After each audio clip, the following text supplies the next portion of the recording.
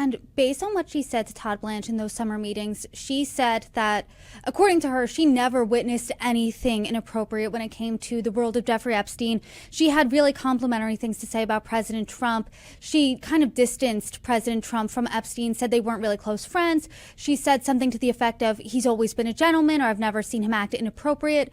Does it seem, based on your reporting, based on what she's saying, that that meeting and what she said benefited her, and now that's why she's experiencing this better treatment? I can't point to a cause and effect, but it certainly seems that she went out of her way to both try to exonerate President Trump of any kind of improper conduct, and then beyond that, just to praise him, to say that she admired him, she admired his election victory, which really goes beyond the scope of what she was being interviewed about, and the kind of realm of the set of knowledge that she has about the issue at hand here. I should also say at that point back in July, still she was hoping to have the Supreme Court review her case. She was appealing, and in October, the Supreme Court declined to hear that appeal. And after that point, the basically the last best hope she has is some form of clemency from Trump's, in some form of commutation or a pardon. And in these emails, it was suggested that she was preparing that kind of application. But I think that just underscores the level of control and how much power President Trump has over her fate, and how really that is now her last chance to get early release, and not serve the remainder and not serve the remainder of this lengthy sentence. And at this prison camp, she's not the only big name there. There's Elizabeth Holmes of Theranos, the former Real Housewife of Salt Lake City, Jen Shaw.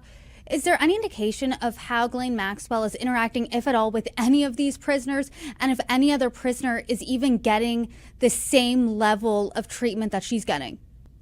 Yeah, it's a really good question. I should say I didn't do an exhaustive account of each inmate's situation or conditions in this facility, but I was able to learn a little bit in the course of the reporting about the way in which an inmate's situation is oftentimes shaped by their personality, by their way of relating or interacting to others, and so that may have an effect on the type of treatment they get, the sort of situation they're in, how they interact with other inmates, as well as the prison staff. So whether it's more high-profile inmates or others, they may often have somewhat different, get somewhat different treatment. Now, I think that the prison is doing its best to keep her away from some of the others because they know that she is a lightning rod in many ways. So I know, for instance, that when she was brought to the facility, she did her kind of medical check-in, not in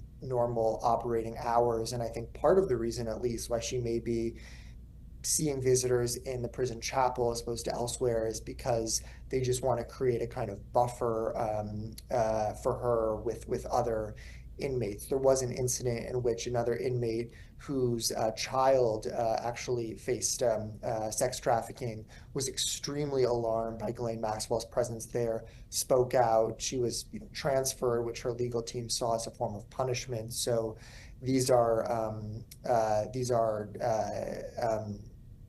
really sensitive charges that she was convicted of, and I think that there's an understanding that